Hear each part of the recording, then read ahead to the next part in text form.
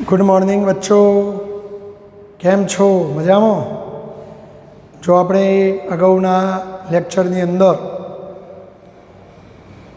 સદિશ ભૌતિક રાશિ, અદિશ ભૌતિક રાશિ, સદિશ ભૌતિક રાશિને કઈ રીતે દોરાય, એને મૂલ્ય વડે કેવી રીતે દર્શાવાય, એ બધી વાતો કરી.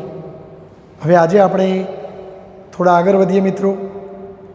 સ્થાન સદિશ અને સ્થાનાંતર સદિશની વાતો કરવી છે. કોઈ કણનું સ્થાન આપણે બતાવવા માગીએ છીએ કે ભાઈ મારું સ્થાન કયો છે.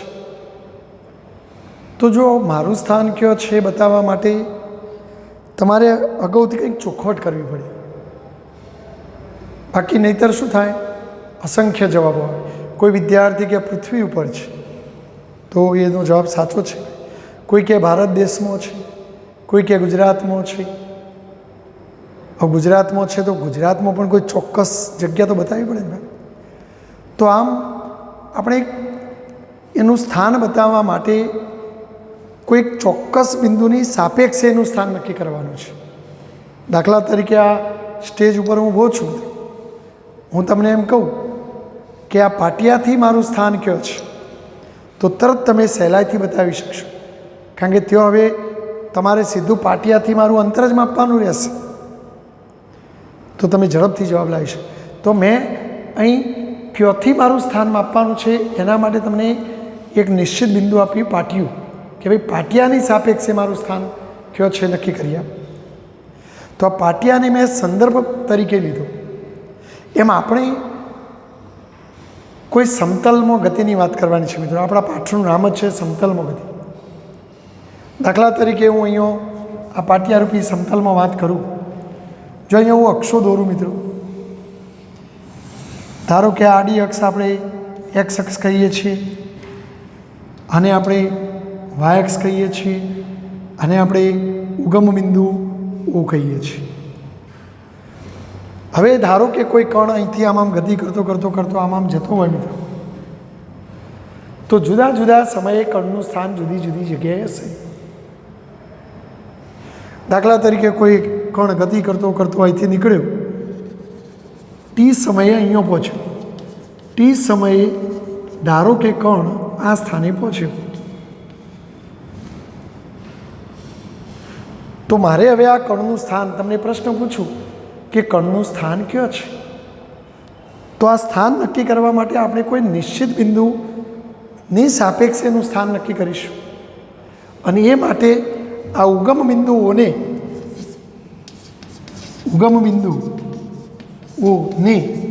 આપણે સરળતા ખાતર ત્યાંથી જ બધું સ્થાનમાં આપીશું આની સાપેક્ષે. તો ઉગમ બિંદુઓને સરળતા ખાતર સંદર્ભ બિંદુ તરીકે લઈશું.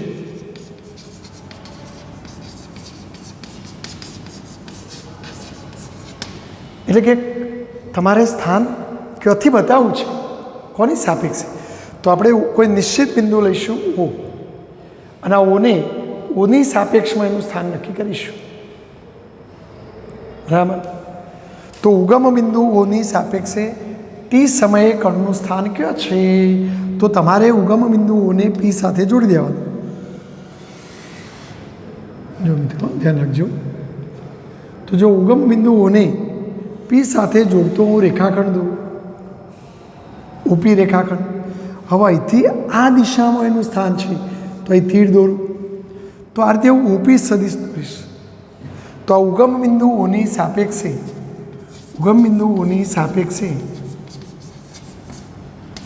પીનું સ્થાન દર્શાવતો જે સદિશ દોર્યો,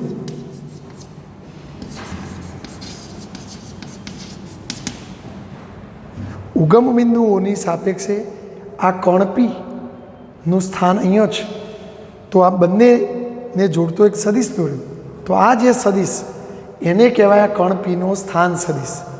તો આ સદિશને આપણા કણનો, જો પી કણ હોય તો કણનો સ્થાન સદિશ કહે છે.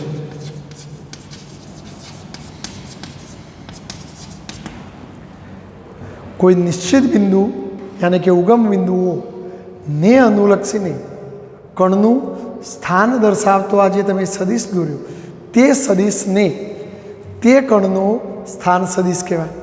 તો અહીંયા ટી સમયે આપણે વાત કરી રહ્યા છીએ, તો ટી સમયે કણનું સ્થાન પી આગળ છે. તો મેં ઓન પીને જોડતો સદિશ ઉપી સદિશ દોર્યો. ધારો કે આ સદિશને હું નામ આપી દઉં આર સદિશ, તો ઉપી સદિશ બરાબર આર સદિશ ને કણનું સ્થાન સદિશ કહેવાય. કયા સમયે? ટી સમયે સ્થાન સદિશ કહે છે. તો ઉપી બરાબર આરની કણનું આ ટી સમયે સ્થાન સદિશ કહે છે. પણ ધારો કે તમારો કણ સતત ગતિ કરે છે, તો જો અહીંથી નીકળ્યો તો ટી સમયે અહીં આવે, પણ ધારો કે થોડા સમય પછી ધારો કે અહીં પહોંચ્યો, ધારો કે ઉભા થોડી ગતિ ગમે તેમ બતાવી કે ધારો કે ગતિ કરતો કરતો અહીંથી આમ થઈને અહીં આવ્યો. ધારો કે કોઈ ટી ડેશ સમય એ પી ડેશ સ્થાને આવ્યો. તો હવે હું ટી ડેશ સમયે વાત કરું તો ટી ડેશ સમયે કણનું સ્થાન કયો છે મિત્રો? તો પી ડેશ આગળ છે. તો ટી ડેશ સમયે કણનું સ્થાન પી ડેશ આગળ છે. તો પછી મારે કણનો સ્થાન સદિશ શોધવો છે, અને સ્થાન જાણવા માટે કોઈ નિશ્ચિત બિંદુ આપણે નક્કી કરેલું છે પહેલાંથી. તો જો ઓથી પીને જોડતો પી ડેશને જોડતો સદિશ દોરી દેવાનો. તો આ ઉપી ડેશ સદિશ, તો આ ઉપી ડેશ સદિશ. ચલો આ સદિશને ધારો કે નવું નામ આપીએ આપણે આર ડેશ સદિશ. તો આર ડેશ સદિશ ને કયા સમયે? ટી ડેશ સમયે કણનું સ્થાન સદિશ કહેવાય.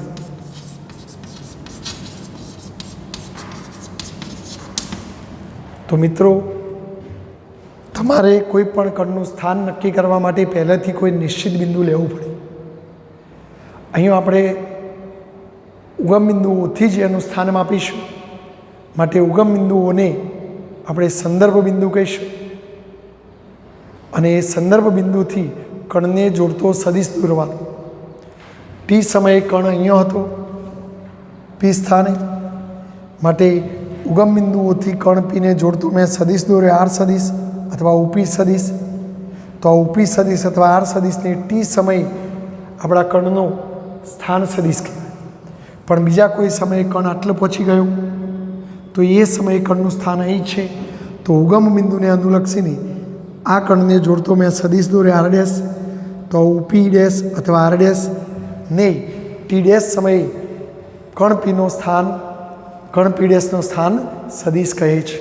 તો બોલો સ્થાન સદિશમાં ખ્યાલ આવી ગયો. ઉગમ બિંદુને અનુલક્ષીને કણનું સ્થાન દર્શાવતો સદિશ, જેને કહેવાય એનું સ્થાન સદિશ. સ્થાન સદિશ ઉપરથી શું માહિતી મળે મિત્રો? તો જો કોઈ પણ કણના સ્થાન સદિશ ઉપરથી એક તો એ કણનું સુરેખ અંતર, ઉગમ બિંદુથી સુરેખ અંતર મળે. કણના સ્થાન સદિશ ઉપરથી આપણને નીચે પ્રમાણેની માહિતી મળે. ઉગમ બિંદુઓથી તમારા કણનું સીધું સુરેખ અંતર તમે જાણી શકો. ફૂટપટ્ટી મૂકો તો આ લંબાઈ તમને મળી જાય, અંતર મળી જાય. અને ઉગમ બિંદુને અનુલક્ષીને કણની દિશા પણ મળી જાય. જો ટી ડેશ સમયે કણ અહીંયા હતું તો ઉગમ બિંદુથી કેટલે દૂર છે? તો આ ફૂટપટ્ટીથી આ લંબાઈ માપો તો આ સીધું અંતર એ અહીંથી કેટલું દૂર છે એ બતાવો. અને આ તીર આમ છે એનો મતલબ કે આ દિશામાં એટલું દૂર છે એમ. તો એક સીધું અંતર બરાબર કણનું સુરેખ અંતર મળી જાય અને કણની દિશા પણ મળી જાય. તો બોલો સ્થાન સદિશમાં હવે તમને ખ્યાલ આવી ગયો હશે. ચલો હવે સ્થાનાંતર સદિશની વાતો કરીએ મિત્રો.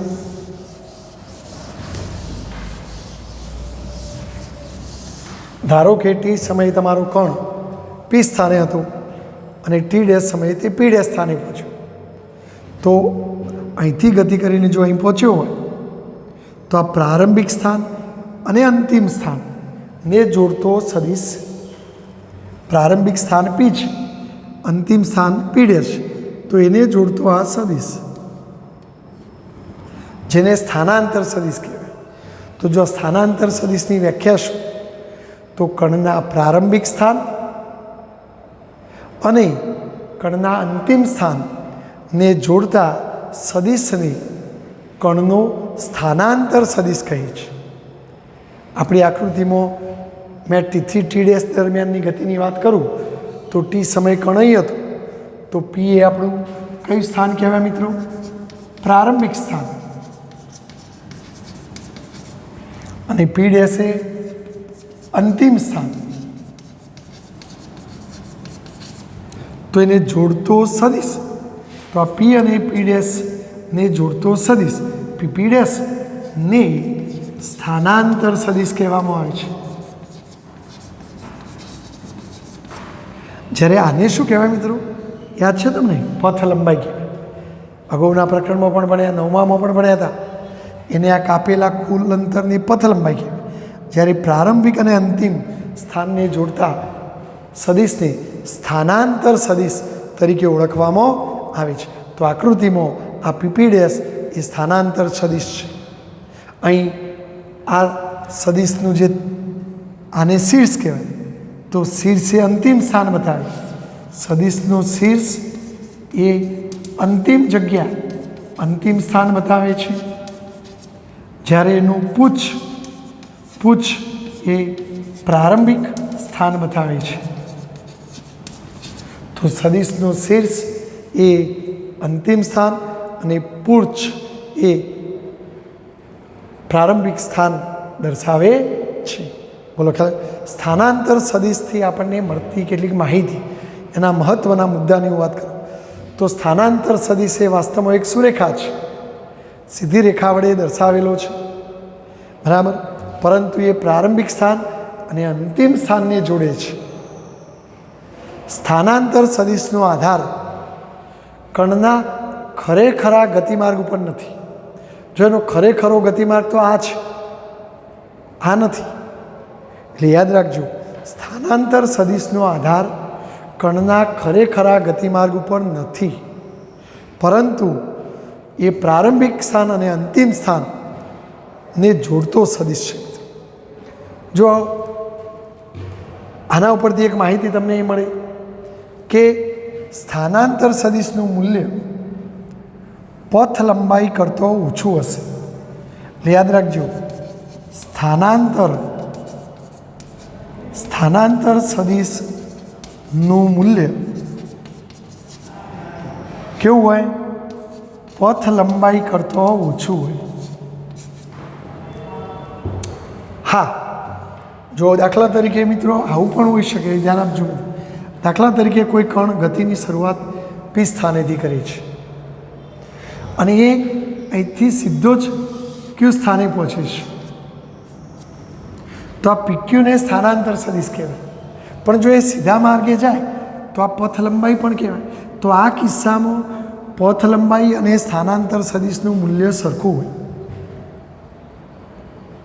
પરંતુ ધારો કે હું એમ કહું કે કણ પીથી પહેલાં ડી આગળ ગયો અને ડીથી ક્યુ આગળ ગયો, તો આ પી ડી ક્યુ એ પથ લંબાઈ થાય અને આ પીક્યુ એ સ્થાનાંતર સદિશ થાય.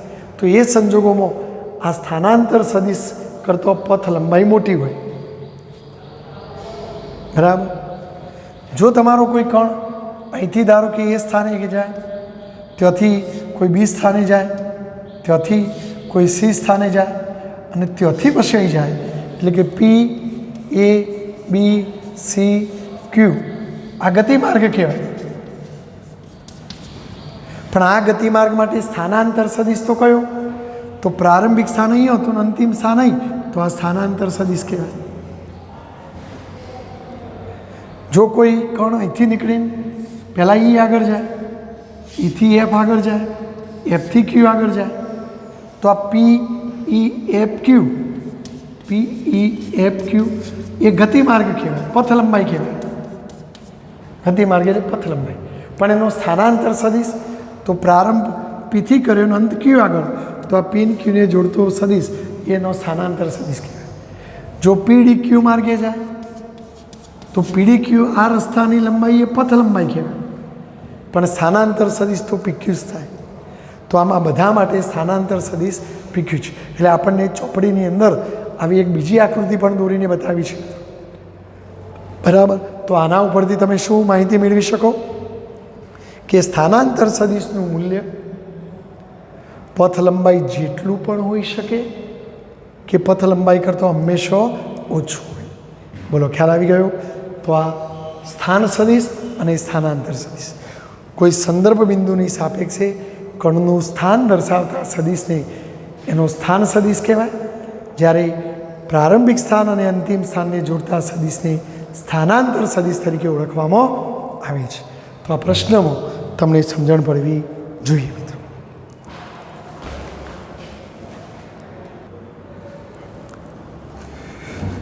જો વિદ્યાર્થી મિત્રો સ્થાન સદિશ અને સ્થાનાંતર સદિશમાં તમને ખબર પડી ગઈ, બોલો ખ્યાલ આવી ગયો ને મિત્રો? હવે બીજી થોડી વાતો કરીએ આપણે. સમાન સદિશ, સમાંતર સદિશ અને વિરોધી સદિશ કોને કહેવાય? દાખલા તરીકે જો મેં આકૃતિ અહીં દોરી છે, ધારો કે આ એક સદિશ મેં દોર્યો ઓ પી સદિશ, અથવા એને આપણે નામ આપીએ કે ભાઈ ચલો આ એ સદિશ. એ રીતે જો ક્યુ એસ સદિશ, ધારો કે એને નામ આપીએ બી સદિશ. એટલે જો મેં અહીંયા બે સદિશ દોર્યા છે, એ રીતે અહીંયા પણ જો બે દોર્યા છે, ઓ ડેશ પી ડેશ, જેને નામ આપવું એ ડેશ, અને આને કહું બી ડેશ. જોજો મિત્રો, જે બે સદિશોનો મૂલ્યો સમાન હોય, ફૂટપટ્ટીથી આ લંબાઈ માપો અને ફૂટપટ્ટીથી આની લંબાઈ માપો સરખી હોય, તો જે સદિશોના મૂલ્યો અને દિશા, આ બંને મૂલ્યો અને દિશા બંને સમાન હોય, તો તેવા સદિશોની સમાન સદિશો કહેવાય.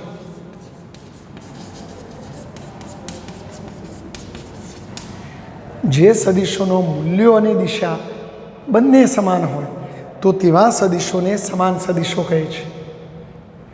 જો મૂલ્ય તો તમે ફૂટપટ્ટી મૂકીને માપી શકો કે ભાઈ ચલો આ 10 એકમ, આ પણ 10 એકમ, તો એનો મતલબ મૂલ્ય તો સમાન થયું. પણ દિશા સમાન છે કે નહીં કેવી રીતે ખબર પડે?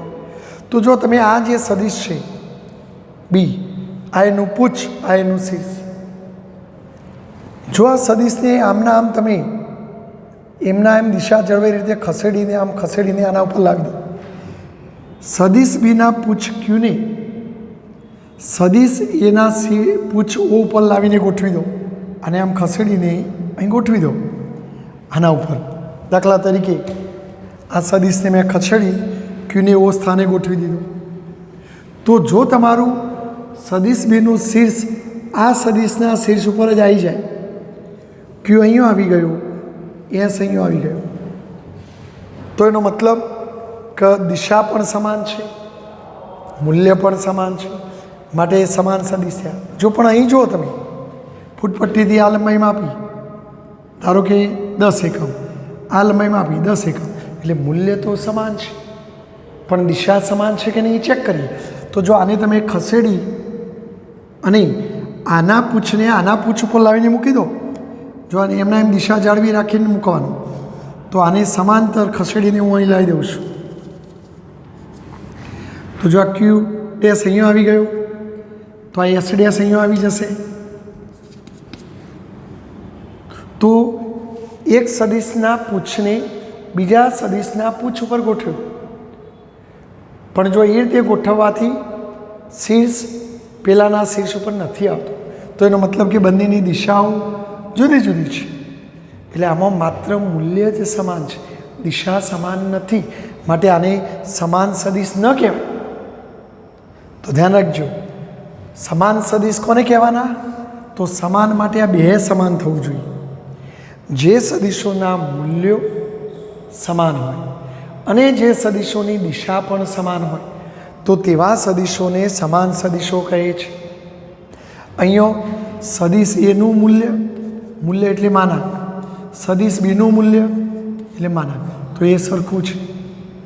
એ રીતે અહીંયા જો સદિશ એ ડેશનું મૂલ્ય, સદિશ બી ડેશનું મૂલ્ય, તો મૂલ્ય તો સમાન છે. પરંતુ અહીં દિશા એ સમાન છે, અહીં દિશા સમાન નથી, માટે અહીંયો દિશા સમાન નથી, માટે એ ડેશ સદિશ બરાબર બી ડેશ સદિશ લખી શકાય નહીં.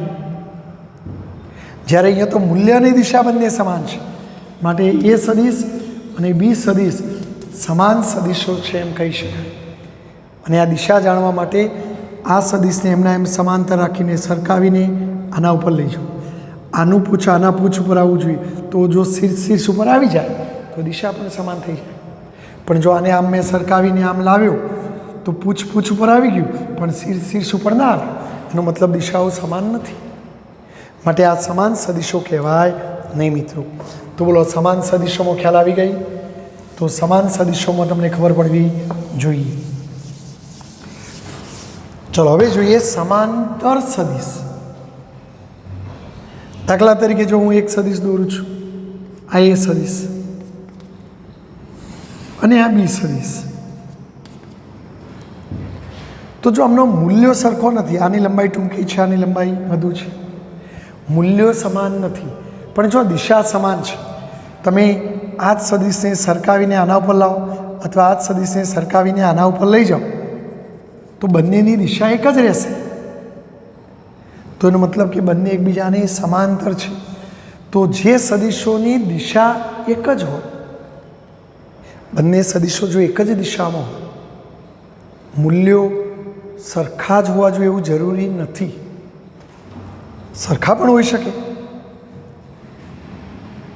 મેં હમણાં જ ચિત્રમાં બે સદિશો આવા દોરેલા, તો જો એમની દિશા એ સમાન છે ને મૂલ્યો સમાન છે, જેમને મેં સમાન સદિશ કીધેલું, અને જો આ જ સદિશોની દિશા પણ એકબીજાને સમાંતર છે, માટે સમાન સદિશ એ સમાંતર સદિશ હોઈ શકે. સમાન સદિશ હંમેશા સમાંતર સદિશ હોઈ શકે. સમાન સદિશો હંમેશા સમાંતર સદિશ હોઈ શકે, પણ સમાંતર સદિશ હંમેશા સમાન સદિશ, બોલો, હંમેશા સમાન સદિશ હોઈ શકે? તો હા, હોઈ શકે, ન પણ હોઈ શકે. સમાન સદિશ હોઈ પણ શકે અને ન પણ હોઈ શકે. જો ફરી એકવાર બહુ સમજવા જેવું છે, જે સદિશોની માત્ર દિશા સમાંતર હોય તો એમને સમાંતર સદિશ કહેવાય. જો આમની દિશા સમાંતર એટલે સમાંતર સદિશ કહેવાય, આમની દિશા સમાંતર માટે સમાંતર સદિશ કહેવાય. એટલે આ એ સમાંતર સદિશ છે ને આ એ સમાંતર સદિશ છે, પણ આ મૂલ્ય સમાન, આમાં મૂલ્ય સમાન નથી, માટે આમને સમાન સદિશ ના કહેવાય. સમાન સદિશ નથી, અહીંયા સમાન સદિશ નથી, એટલે સમાંતર છે પણ એ સમાન સદિશ નથી. તો સમાંતર સદિશ સમાન સદિશ ન પણ હોઈ શકે. પણ જો આ કિસ્સામાં બોલું તો આ બે સમાંતર સદિશ, એમનો મૂલ્ય સરખો, તો આવા કિસ્સામાં સમાંતર સદિશ સમાન સદિશ બની શકે અથવા સમાન સદિશ સમાંતર સદિશ બની શકે. તો સમાન સદિશ હંમેશા સમાંતર સદિશ હોય, પણ સમાંતર સદિશ હંમેશા સમાન સદિશ હોય એવું કહી શકાય નહીં. હા, તમે એમનો મૂલ્યો સરખો લઈ લો તો આ સમાંતર સદિશ સમાન સદિશ બની શકે, બાકી મૂલ્યો સરખો ના હોય તો ના બની શકે. તો બોલો, સમાંતર સદિશ એટલે માત્ર દિશા સમાન હોવાની વાત સમજવાની છે, જ્યારે સમાન સદિશમાં મૂલ્ય અને દિશા બંનેની વાત વણી લેવાની છે. ચલો, વિરોધી સદિશ. તો વિરોધી સદિશ જે સદિશોનો મૂલ્યો સમાન હોય, જે સદિશોના મૂલ્યો સમાન હોય પણ દિશા પરસ્પર વિરુદ્ધ હોય, દિશા પરસ્પર વિરુદ્ધ હોય, તો તેવા સદિશોને એકબીજાના વિરોધી સદિશ કહેવાય.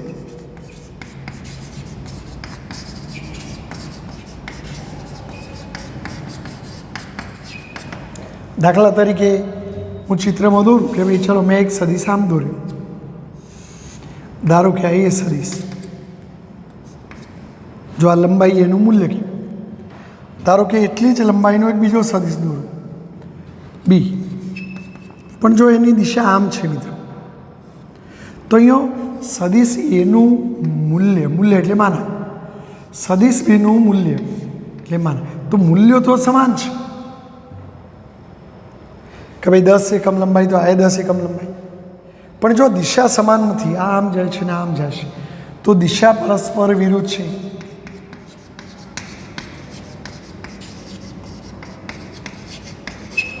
માટે આ એ બી સદિશો એકબીજાના વિરોધી સદિશ કહેવાય મિત્રો. શું કહેવાય? વિરોધી સદિશ. જો આ બી સદિશ છે ભાઈ, જો હું બીનો વિરોધી દોરું, જો અહીંયા એ ને બી સમાન સદિશો ના કહેવાય, એટલે તમે આવું ના કહી શકો કે એ સદિશ બરાબર બી સદિશ. હા, મૂલ્ય સરખું કહી શકો, પણ બંને સદિશો સરખા સમાન સદિશો ના કહેવાય, કારણ કે દિશા સમાન નથી. સમાન સદિશોની શરત શું હતી? મેં કીધી કે મૂલ્યોની દિશા બંને સમાન હોવી જોઈએ. અહીં દિશા સમાન નથી એટલે આવું ન લખાય, એટલે અહીંયા આવું ન લખાય. પણ જો મિત્રો આ બી સદિશ આમ હોય તો ચલો એટલી જ લંબાઈનું એક રેખાખંડ આમ દોરું અને એની દિશા ઉલટાઈને આમ દોરી દઉં, તો આ સદિશને શું કહેવાય? સદિશ બીનો વિરોધી સદિશ. તો વિરોધી એટલે આવું કહેવાય કે ના કહેવાય? આ બી તો અરે ઊંધો બી, એટલે આ સદિશને આપણા સદિશ બીનો વિરોધી સદિશ કહેવાય.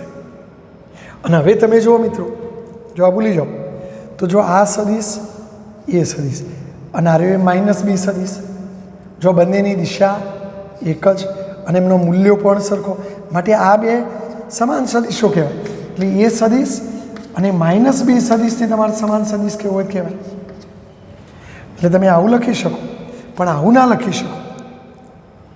તો આમ જે સદિશોના મૂલ્યો સમાન હોય પણ દિશા પરસ્પર વિરુદ્ધ હોય તો એમને એકબીજાના વિરોધી સદિશ કહેવાય.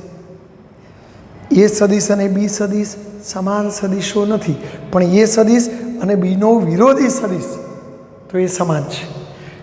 એ સદિશ અને બીનો વિરોધી એ સમાન છે, કારણ કે એમનો મૂલ્યો અને દિશા બંને સમાન છે.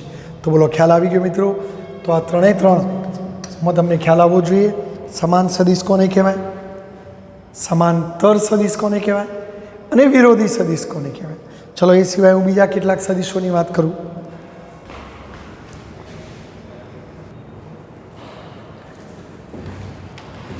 ચલો મિત્રો, જો આપણે હમણાં સમાન સદિશ, સમાંતર સદિશ અને વિરોધી સદિશની વાત કરીએ, તે સિવાય આપણા પ્રશ્નોમાં ઘણીવાર આવા શબ્દો આવતા હોય તો એ પણ આપણે જોઈએ. મુક્ત સદિશ, નિશ્ચિત સદિશ, સમરેખીય સદિશ, સમતલીય સદિશ, કો ઇનિશિયલ વેક્ટર્સ. જો વેક્ટર્સ એ અંગ્રેજી શબ્દ છે. અદિશ અને સદિશ, અદિશને સ્કેલર કહેવાય અને સદિશને વેક્ટર્સ કહેવાય. તો આપણે વેક્ટર્સ લખેલું હોય એટલે તમારે સદિશ સમજવાનું. કો ટર્મિનસ વેક્ટર્સ, તો આ બધીની વાત કરીએ. તો જો સૌથી પહેલાં હું આની વાત કરું, મુક્ત, તો જે સદિશનું પ્રારંભિક બિંદુ સ્ટાર્ટ પોઈન્ટ નિશ્ચિત નથી, જે સદિશનું પ્રારંભિક બિંદુ નિશ્ચિત નથી, તો તેવા સદિશને આપણે મુક્ત સદિશ કહીશું. દાખલા તરીકે આપણા અભ્યાસમાં વાતો કરીએ તો સદિશોને કોઈ ચોક્કસ સ્થાન હોતું નથી. દાખલા તરીકે હું એમ કહું કે ભાઈ પૂર્વ દિશામાં જતો 5 એકમ લંબાઈનો સદિશ દોરો, તો કોઈ વિદ્યાર્થી આટલાથી દોર્યો કે ભાઈ આ 5 એકમ લંબાઈનો સદિશ, અને કોઈ વિદ્યાર્થીએ એ જ સદિશ અહીંયા દોર્યો 5 એકમ લંબાઈનો. તો જો મેં આને આખો ખસેડીને લઈ જાઉં તો જો આ લંબાઈ સરખી છે, દિશા પણ સરખી છે, તો આ બે ખસેડીને ગમે તે મુકાય. તો આવા અભ્યાસોમાં કોઈ સદિશને આપણે ચોક્કસ સ્થાન હોતું નથી. આવા સદિશને તમે પોતાના સ્થાનેથી એને સમાંતર ખસેડીને બીજી જગ્યાએ સ્થાનાંતરિત કરો તો પણ એ સદિશ એટલો જ કહેવાય. આની લંબાઈ 5, દિશા પણ એના, તો તો આ એના એ જ કહેવાય. એટલે અહીંથી દોરો કે અહીંથી દોરો, કોઈ ચોક્કસ ફિક્સ મેં નથી કરી દીધું. માટે આવા જે સદિશને આપણે પોતાના મૂળ સ્થાનેથી ખસેડીને બીજા સ્થાને લઈ જઈને દોરીએ તો પણ કોઈ ફરક પડે નહીં, તો આવા સદિશને મુક્ત સદિશ કહેવાય. તો જો ફરી એકવાર, જે સદિશનું પ્રારંભિક બિંદુ નિશ્ચિત નથી, ગમે ત્યાંથી દોરી શકાય, તો તેવા સદિશને મુક્ત સદિશ કહે છે. આપણા અભ્યાસોમાં સદિશોને કોઈ ચોક્કસ સ્થાન હોતું નથી. તમે ઈચ્છો એ રીતે સદિશને ત્યાંથી દોરી શકો, અથવા તમે કોઈ દોરેલો હોય તો એ સદિશને તેને પોતાને સમાંતર એવા સ્થાનાંતરિત કરીને બીજી જગ્યાએથી તમે દોરી શકો, તો એ સદિશ બદલાતો નથી. તો આવા સદિશને મુક્ત સદિશ કહે છે. દાખલા તરીકે સુરેખ પથ ઉપર કોઈ ગતિ કરતો હોય, ભાઈ કોઈ કણ સુરેખ પથ ઉપર આમ ગતિ કરતો હોય, આમ જતો હોય, તો જો અહીંથી નીકળીને આમ ગયો તો એના વેગની દિશા અહીંથી બતાવો તો એ ચાલે. જો અહીંથી કોઈ આમ બતાવો વેગની દિશા, આમ બતાવો, કારણ કે દિશા ફિક્સ જ છે, આમના આમ જ છે. તો આ સુરેખ પથ ઉપર ગતિ કરતા કણનો વેગ સદિશ એ મુક્ત સદિશ કહેવાય. તો બોલો, મુક્ત સદિશ એટલે ખ્યાલ આવી ગયો, બરાબર. અને હવે આગળ કે જે સદિશોનું પ્રારંભિક બિંદુ નિશ્ચિત હોય, જે સદિશોનું પ્રારંભિક બિંદુ નિશ્ચિત હોય એવા સદિશોને નિશ્ચિત સદિશ અથવા સ્થાનીય સદિશ કહેવાય. હમણાં આપણે પેલો સ્થાન સદિશ દોરેલો કે ભાઈ ચલો ઉગમ બિંદુઓને અનુલક્ષીને કણ પીનું સ્થાન અહીંયા હતું, માટે આને તમે કણ પીનું સ્થાન દર્શાવતો સદિશ કહેતા હતા. પણ જો આને મુક્ત સદિશ ના કહેવાય કે લાવો તમે આને આ ઓને ખસેડી નહીં લઈ જાઓ, તો પછી આને ખસેડી નહીં લઈ જશો તો આ અહીંયા આવી જાય, તો પીનું સ્થાન અહીં હતું ના, તો પીની જગ્યા બદલાઈ જાય, તો આ પીનું સ્થાન ખોટી જગ્યાએ બતાવશે આ સદિશ. તો આ સદિશને મુક્ત સદિશ ના કહેવાય, કારણ કે આપણે કોઈ નિશ્ચિત બિંદુથી જ એનું સ્થાન બતાવી રહ્યા છીએ. તો આમ આ નિશ્ચિત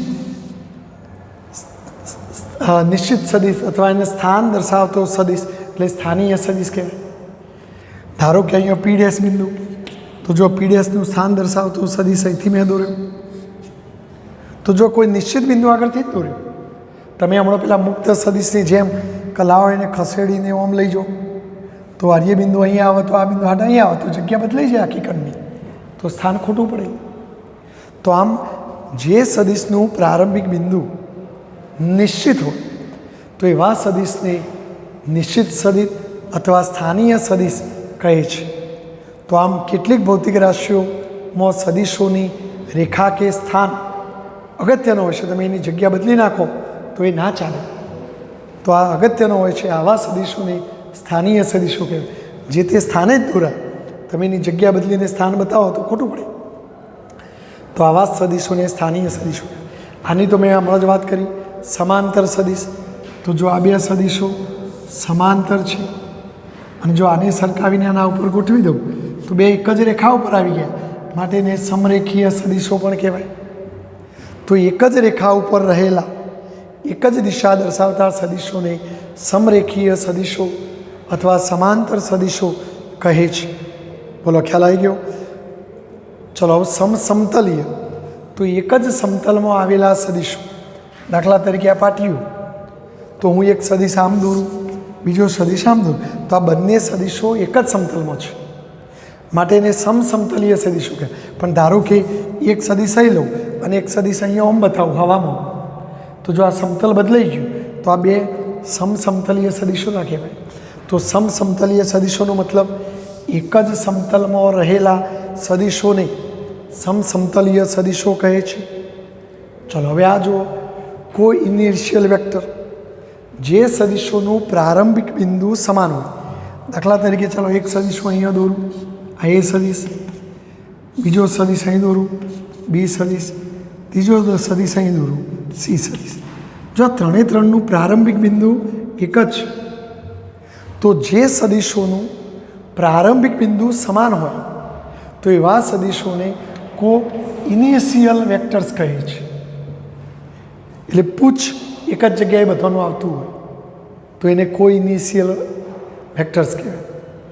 પણ જો બધાનું શીર્ષ એક જ બિંદુએ ભેગું થતું હોય, દાખલા તરીકે એક સદિશ આમ છે, બીજો સદિશ આમ છે, ત્રીજો સદિશ આમ છે, તો જો ત્રણે ત્રણ એટલે કે શીર્ષ, જો શીર્ષ એક જ બિંદુએ મળતું હોય તો એવા બધા સદિશોને કોટર્મિનસ વેક્ટર્સ કહેવાય. શું કહેવાય? કોટર્મિનસ. એટલે કોઈ દાખલામાં કોટર્મિનસ શબ્દ વાપર્યો એટલે તરત લાઈટ થઈ જવી જુઓ કે બધાનો શીર્ષ એક બિંદુએ ભેગો થતો હશે. જો કોઈ દાખલામાં કોઈ ઇનિશિયલ વેક્ટર્સ કીધું હોય તો બધાનો પૂછ એક જગ્યાએ ભેગો થતો હોય. તો આ બધા સદિશોને તમે શબ્દોની મારામારી છે મિત્રો, ખ્યાલ આવવો જોઈએ. બરાબર? તો રકમોમાં આવા બધા શબ્દ પ્રયોગો કરેલા હોય તો આપણને લાઈટ થઈ જવી જોઈએ બાળકો.